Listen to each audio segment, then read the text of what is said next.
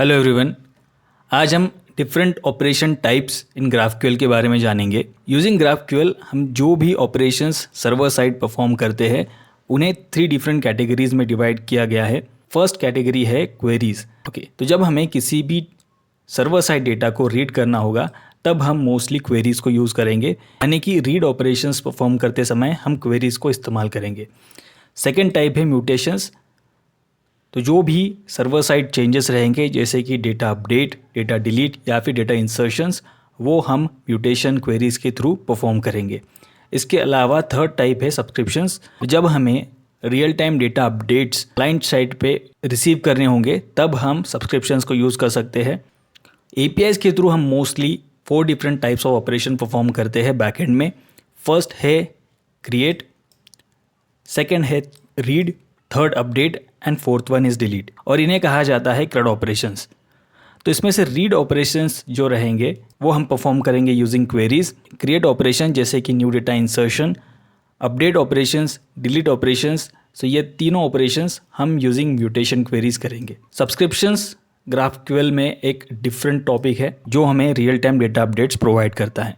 अगर हम queries and mutation को कंपेयर करें तो क्वेरीज हम मोस्टली डेटा फेच करने के लिए या फिर डेटा रीड करने के लिए यूज़ करते हैं, और म्यूटेशंस हम डेटा मॉडिफाई करने के लिए एंड डेटा चेंज करने के लिए यूज़ करते हैं। क्वेरीज रीड ओनली होती है, यानी कि सर्वर में जो भी डेटा होगा उसे सिर्फ रीड करने के लिए हम क्वेरीज यूज़ करेंगे।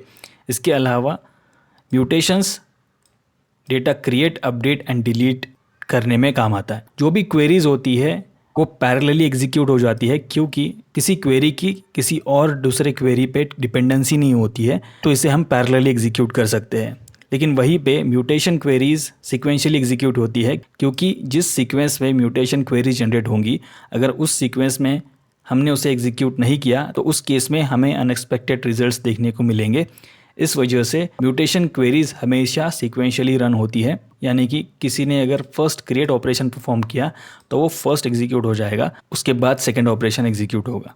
क्वेरीज इजीली कैशेबल होती है, क्योंकि जो भी डेटा हम रीड करते हैं most of the times repeated data read करना होता है, तो उस केस में हम सर्वर से ऑलरेडी फेच डेटा कैश करके रख सकते हैं, और अगर second time same request generate हो जाती है तो उस केस में हम कैश डेटा प्रोवाइड कर सकते हैं। लेकिन म्यूटेशन के केस में हम कैशिंग नहीं कर सकते, क्योंकि यूजुअली हम एप्लीकेशन स्टेट चेंज करते हैं, तो इस वजह से कैशिंग इतनी रिलेवेंट नहीं रहती। क्वेरी सिंटैक्स की अगर हम बात करें तो सबसे पहले हमें क्वेरी कीवर्ड लिखना पड़ता है, उसके बाद हमें क्वेरी नेम मेंशन करना होता है। अगर हमारी क्वेरी किसी पैरामीटर्स को एक्सेप्ट कर रही है तो वो हमें यहाँ पे मेंशन करने पड़ते हैं।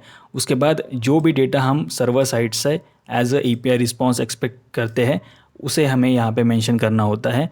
वहीं पे अगर हम म्यूटेशन की बात करें तो क्वेरी की जगह पे हमें म्यूटेशन लिखना होता है, और उसके बाद सिंटैक्स ऑलमोस्ट सेम है, जहाँ पे हमें म्यूटेशन का नेम एंड म्यूटेशन के पैरामीटर्स ऐड करने पड़ते हैं। उसके बाद म्यूटेशन के बाद जो भी रिस्पॉन्स हम एक्सपेक्ट कर रहे हैं वो हमें यहाँ पे लिखना होता है।